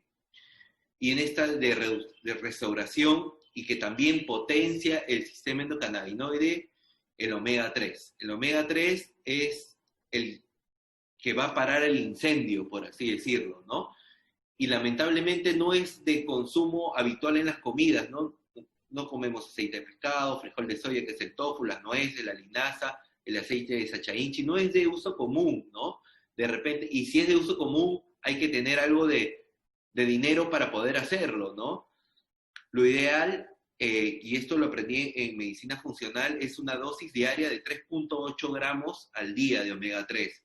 Entonces, calcularlo por la alimentación es difícil. Si uno puede conseguir un suplemento que tenga 3.8 gramos, esa es la dosis diaria. La terapia emocional, ¿no? Le pregunté, ¿qué hacías que ahora ya no haces? Y me dijo, me encantaba leer y ahora no lo hago porque el dolor me hace que no tenga ganas. Comenzó a leer nuevamente, a preparar sus alimentos, logró hacer un viaje a Cancún con la familia, porque acá, para una persona con artritis, el mar es frío, ¿no? Y es casi imposible para ellos entrar al mar, y al cambio el mar del Caribe es una temperatura cálida, ¿no? Y logró ir, y ahí está la evidencia, ¿no? Medicina física y rehabilitación, 3 sesiones de 30 minutos por semana. El tratamiento actual, medicamentos y cannabinoides, es Deflazacort, que antes tomaba 2 veces al día, 1 tableta y media, ahora solo toma 1/4 de tableta por la mañana. El de Toricoxib, condicional a dolor, que normalmente es cuando me dice, hay días que me voy de compras con mi hermana, trajino mucho, y doctor, lo necesito. Bueno, si lo necesita, tómelo, ¿no? Omega 3, los 3.8 gramos al día. Cúrcuma, que también es un potente antiinflamatorio, 1 gramo. ¿Cómo lo toma? Le digo que en jugos, o en el jugo de mango, o en el jugo de papaya, pues casi no se percibe, porque el sabor es bastante intenso, a algunos no les gusta. En mi caso no lo paso, sino es con jugo de papaya o de mango.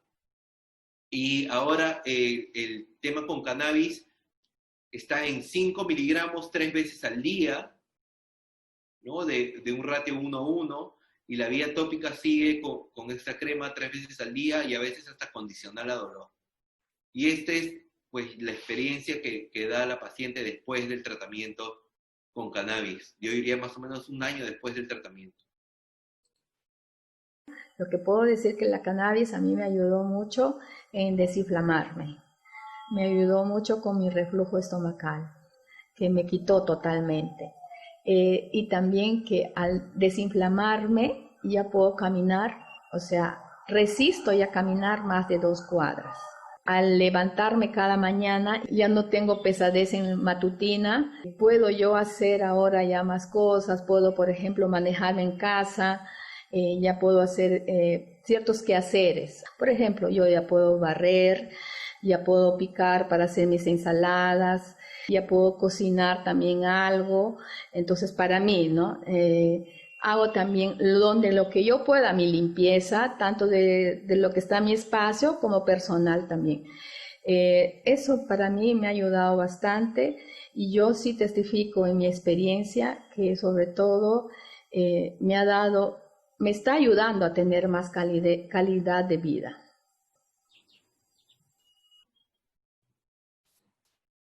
Lo que puedo...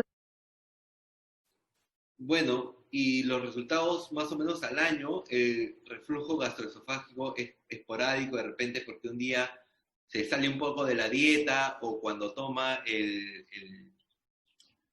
Toricoxib, pues siente todavía un poco de reflujo. La pesadez y rigidez matutina, que era casi 2 horas, ha bajado a aproximadamente 15 a 30 minutos. El dolor de hermanos, que era 6/10, ha bajado a 3/10. El dolor de rodillas a 2/10. ansiedad esporádica, pues todos manejamos ansiedad, depresión no se evidencia, y cómo yo catalogo la depresión cuando la persona se comienza a aislar y tiene más ganas que salir que nunca la señora. Inflamación de rodillas que era de 2 cruces sobre 3 cruces, está en una cruz, y bueno, este es el rostro ahora de la señora, parece que evidencia bastante. Y por último,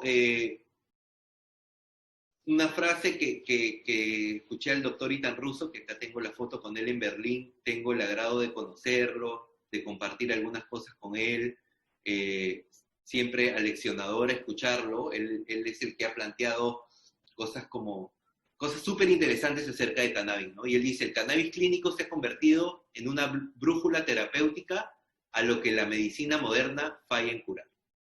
Y eso es lo que quería presentarles.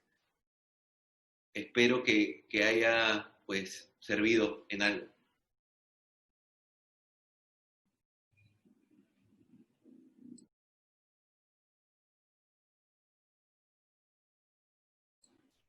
Tu audio, Estefanía, está apagado. Ay, disculpen, siempre me pasa. Le agradecía, muchas gracias. Ya las preguntas están aumentando, seguramente referidas al caso. Pero antes vamos a pasar con el caso clínico del doctor Locke. Doctor, si pudiera, Gracias, por favor, Estefanía. activar su Sí, video. voy a compartir mi pantalla. Creo que no es necesario poner mi video porque como que es testimonio, ya luego un poquito conversamos. Está bien.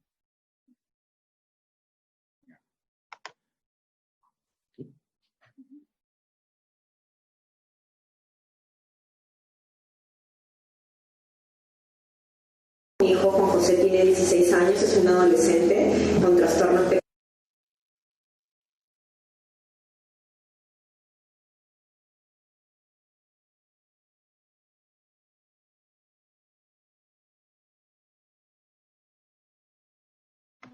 ¿Se escuchó el video un ratito? Sí, se escuchó correcto.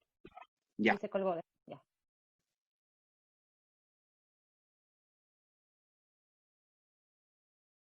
Mi hijo Juan José tiene 16 años, es un adolescente con trastorno espectro autista, y en este momento para mí es un volver a empezar, porque ya es la adolescencia en un chico con autismo, como cualquier chico, es diferente a la niñez, que es otra etapa, pero a diferencia de la niñez, que es cuando recién descubres el autismo, como que las fuerzas que tienes es más fácil porque él es más pequeño. Ahora mi hijo es grande, es mucho más grande que yo, pesa más que yo, y es volver a reinventar absolutamente todo, ¿no? Y justamente dentro digamos, de la adolescencia, le vinieron muchas crisis de lo que es ansiedad, impulsividad, ¿no? Y eso venía acompañado de violencia, de muchos golpes, sobre todo hacia mí. Mi hijo entró en una crisis terrible y me golpeó hasta que me tuvieron que llevar a una clínica. Y en la clínica no me creían, pensaban de que quien me había pegado era mi esposo, ¿no? Esa Navidad del 2016, que fue la peor de mi vida, internado en salud mental, en emergencia, porque seguía golpeándonos. Ya no sabía qué hacer con él, estaba totalmente asustada,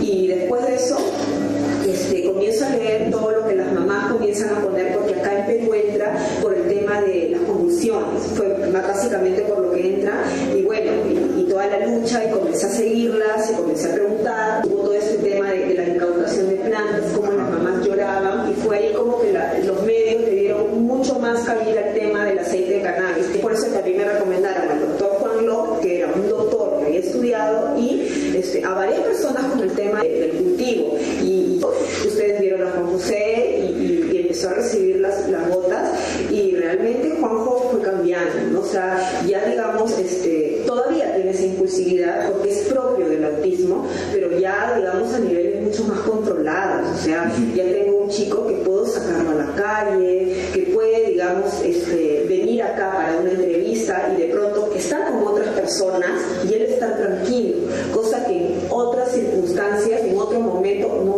hubiese habido forma de prestarse cada ahorita poder dar este testimonio, ¿no? He podido conversar con él, él no tiene, digamos, una conversación 100% fluida, pero sí se deja entender. Yo diría que lo que ha aumentado es sus ganas de comunicarse, porque de que él ha podido tener la necesidad de hablar, sí, pero también ha bajado su nivel de ansiedad, que poco a poco en el camino va a ir mejorando más, ¿no? Que esa es la idea que todas las mamás con chicos con autismo tienen que pensar, que no es una pastillita que de la noche a la mañana el chico va a dejar de tener, porque autismo va a tener toda su vida.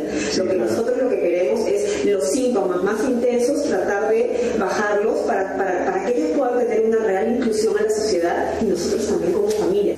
Bueno, mi nombre es María Vázquez, tengo un hijo de 19 años con autismo. Pasé por varios médicos y no me dieron un diagnóstico hasta ya casi un poco más de 2 años. Y bueno, de ahí en adelante terapias, colegio, ya hasta que también utilicé una dieta libre de gluten y caseína que sí me ayudó en el hecho de, por lo menos, de la alimentación, que ya era bastante. Y bueno, de ahí con los fármacos, porque él siempre tuvo un problema para dormir, no dormir. De hecho, hasta ahora tiene ese tipo de problemas, no tanto como cuando era niño, porque eso sí ya se le ha regulado, pero sí. Bueno, uno, porque es natural, y porque ya que con nuestros hijos, bueno, lamentablemente no hay una medicina, o sea, no hay nada que la ciencia nos asegure de que, o sea, es una condición, como yo lo entiendo, ¿no? A diferencia de darle algo como un antipsicótico, prefiero algo natural, ¿no? Calidad de vida para mi hijo, ¿no? Mi hijo ya es un hombre de 19 años. Espero que, bueno, en primer lugar, que deje la medicina, ¿no?, de farmacia, y que tenga más conexión, que sea más independiente, porque esa es mi intención, de que mi mamá llegue a ser una persona independiente, en la cual no sea un problema, no sea algo, no sea una carga para nadie, que pueda llevar una vida regular, ¿no? Eso también yo sé que a él lo va a hacer feliz dentro de su condición. Bueno, yo estoy contenta porque es una alternativa, porque no había visto, o sea, no he conocido a otras personas antes de ellos. Hemos visto así, sobre todo lo primerito cuando nos dimos cuenta es de las risas patológicas. Cuando nos dimos cuenta, ahorita ya no tiene esa risa patológica.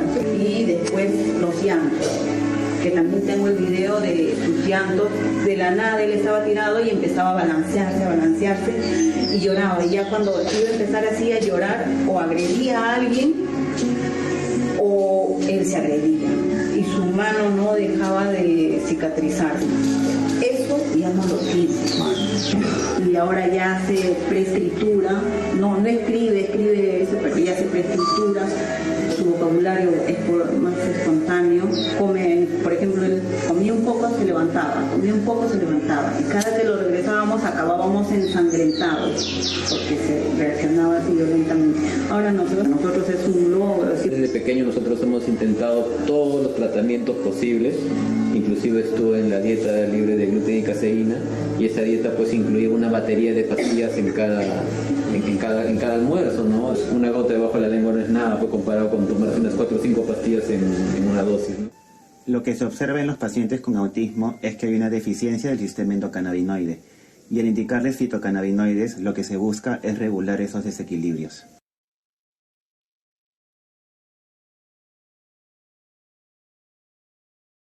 Soy Marta Llanos, la hermana de Hortensia. Hace más de 25 años que me hago cargo de ella. En el caso de Hortensia, ella es una persona totalmente normal, totalmente independiente. Entonces, cuando vienen las convulsiones, hay un deterioro a pasos agigantados. Lloraba ya.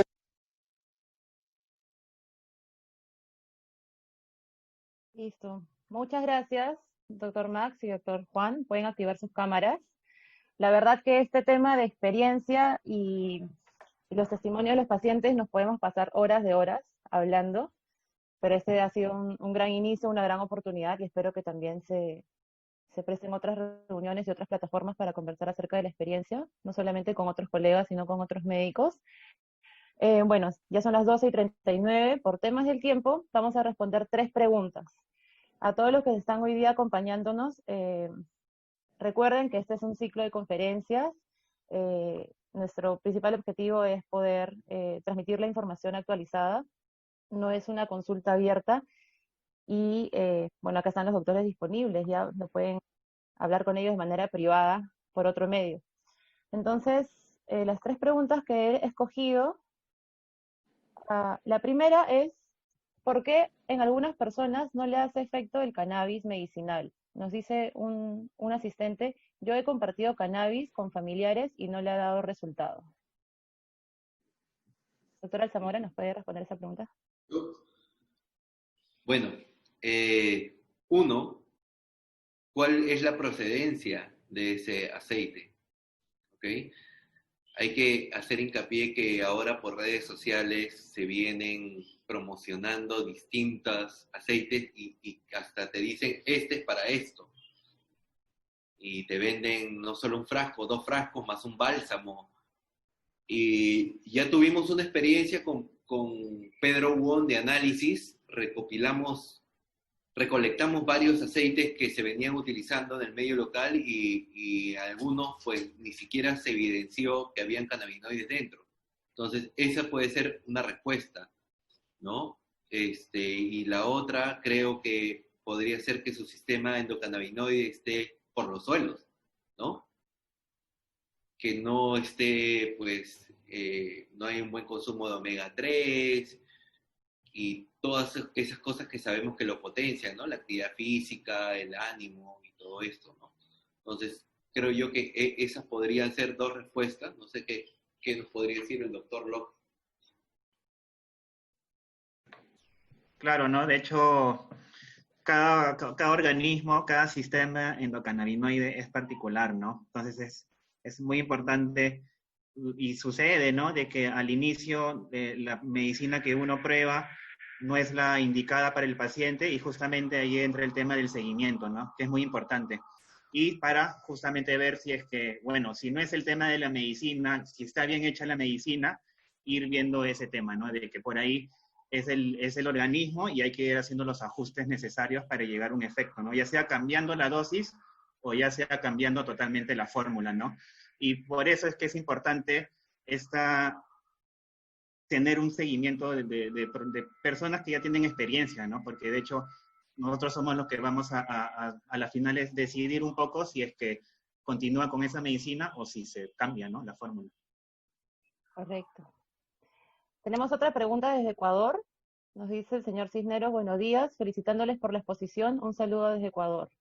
Su pregunta es, cuando se inician tratamientos con cannabis, ¿se suspenden totalmente los tratamientos con medicamentos tradicionales? Esto lo puedo responder yo, sí. De hecho, claro, ¿no? Justo estábamos comentando eso hace un rato, de que no es lo más recomendable, ¿no? Por lo menos lo que yo hago en mi práctica es primero iniciar los cannabinoides y si el paciente está utilizando algún tipo de medicina química, en realidad no moverla aún, nada. Y ya conforme el paciente me va contando cómo está yendo, ahí sí ir modificando la dosis de algún químico, ¿no? Si es que se puede, en realidad. Tampoco es algo que se tiene que hacer, ¿no? Modificar, dejar los químicos. De hecho, los químicos tienen su función, ¿no? Por ejemplo, para el paciente con Parkinson va a ser muy importante que siga con sus tratamientos para el Parkinson, ¿no? No porque va a empezar un tratamiento con cannabis, tiene que dejar sus medicinas para el Parkinson. Un paciente con diabetes no va a dejar su medicina para la diabetes, ¿no? Entonces, eso de hecho es muy importante decirlo, comentarlo a los pacientes en la consulta, ¿no? De que sí, muchas veces es posible disminuir la dosis, de que sí, muchos pacientes han logrado dejar por completo las medicinas químicas, pero en otros pacientes muchas veces no se va a poder hacer, y eso no es algo malo, ¿no? Sino que su organismo lo requiere, tanto el cannabis como las medicinas químicas, ¿no? Gracias. Bien, y vamos con la última pregunta, que está bastante interesante. Quiero escuchar su respuesta, y nos dice, ¿qué tan común es que se genere adicción al THC? ¿Cómo se manifiesta y cómo se maneja o neutraliza si se diera? No hay ningún estudio clínico que avale que haya una adicción, ¿no? Todo en exceso es malo, ¿no? Y si ponemos una balanza entre, pues, el alcohol, de repente, estamos hablando de un uso adulto mayor, ¿no? El alcohol, el cannabis, pues, los efectos que da el alcohol, vemos tantos feminicidios, todo lo que sucede, y el tema de cannabis, pues, no escuchamos nada que estaba bajo la sustancia de cannabis y hizo esto y agredió a esta persona. no se ve, ¿no? Entonces, si hacemos esa comparación, pues no, y como le digo, el que diga que existe adicción, que muestre el estudio clínico. Yo no lo conozco, entonces no puedo decir que sí lo genera, ¿no? Lo que sí he podido evidenciar en mis pacientes, porque tengo pacientes que han dejado también cannabis, o sea, hicieron el tratamiento insomnio, por ejemplo, y ya lograron regular su tema del sueño, tienen menos estrés laboral, hacen deporte por la mañana, no comen azúcares de noche, ya regularon su sueño, vamos quitando cannabis. ¿Y qué les digo? Que cuando estamos quitando cannabis van a tener 3 días de mal humor, ¿no? Eso es lo que yo he podido evidenciar ya, porque como no es que van a usar el tratamiento perennemente, ¿no? O sea, si ya vemos que el organismo ya está equilibrado, pues lo vamos dejando. Pero lo que sí he evidenciado son 3 días de mal humor. Entonces, a los esposos o esposas les digo que se vayan 3 días de casa para que la persona pues pueda desahogarse. Eso es lo que yo he podido evidenciar. Claro, yo por ahí, de hecho yo creo que hay que hablar acá del uso responsable, ¿no? De la planta. Es muy importante. Y ni siquiera del uso recreativo ni medicinal, porque al final muchas personas empiezan a utilizarlo de manera recreativa, como muchos nos ha pasado, y se dan cuenta de esos efectos medicinales, ¿no? Y ahí entra lo que es el uso responsable de la planta del cannabis, ¿no? Y con un buen seguimiento, y como dice Max, ¿no? Muchas personas disminuyen la dosis de cannabis y se regula su sistema endocannabinoide y no hay ningún problema, ¿no? En que hayan dejado el cannabis. Muchas veces ni siquiera tienen ese mal humor, ¿no? Hay que también decir de que, de hecho, el CBD se utiliza, ¿no? Para combatir adicciones. En realidad, en otros países utilizan el CBD para combatir adicciones al alcohol, como decía Max, a drogas duras, ¿no? Heroína, por ejemplo. Entonces, es un paso muy grande, ¿no? Por ahí sí he tenido pacientes, sobre todo pacientes adolescentes, que han tenido, pues, se puede decir que han tenido cierta dependencia al uso del THC, ¿no? Al mal uso del THC. Existe, sí, pero es una sustancia de muy baja toxicidad, entonces poder revertir eso no va a ser nada complicado, a comparación de otras sustancias, ¿no? Muchas gracias, doctor Max y doctor Locke, por su tiempo, por su dedicación. La verdad que es, como dije, toda una dedicación el tema de la medicina cannabinoide. Un estudio del British Journal of Medicine dice que para que un médico se pueda mantener actualizado en su especialidad, tiene que leer 19 artículos científicos al día. Estoy segura que estamos por los 3, 4 artículos al día sobre cannabis. Y es prácticamente una subespecialidad, ¿no es cierto? Uno se tiene que mantener al tanto, no solamente con los artículos, sino con los pacientes y la experiencia. Un comentario final. Hay muchos comentarios que nos han escrito en el chat. Yo quisiera que todos tomemos en cuenta de que ahorita en Perú estamos en un nivel que ningún otro país de Latinoamérica ha llegado. Salvo Uruguay, ¿no? Que ya hemos podido ver en la charla inicial. Y quisiera recordarles que es fácil criticar, pero también hay que rescatar lo positivo de lo que está sucediendo y hay que actuar en equipo. Es muy distinto actuar en grupo que actuar en equipo. Entonces, súmense a este equipo, estén al tanto de lo que está sucediendo, ya hoy día están acá compartiendo con nosotros. Y sin más que decirles, agradecerles nuevamente a los doctores y le voy a pasar la palabra a Kurt Schwartz para el cierre. Gracias. Gracias. Kurt, listo. Gracias, Estefanía. Buenas tardes a todos. Mi nombre es Kurt Schwartz, soy el gerente general de Anden Naturals. Anden es una empresa 100% peruana dedicada al cultivo y procesamiento de cannabis y sus derivados. Quiero agradecer a la Universidad Peruana Cayetano Heredia, en particular a la Escuela Postgrado y al doctor Ernesto Gosser. También muchísimas gracias a nuestra presentadora de lujo, la doctora Estefanía Alfaro, como también a nuestros grandes invitados el día de hoy, el doctor Max Alzamora y el doctor Juan Locke. Muchísimas gracias. Quería agregar a los comentarios de los doctores con relación a los terpenos y las distintas cepas que se cultivan actualmente.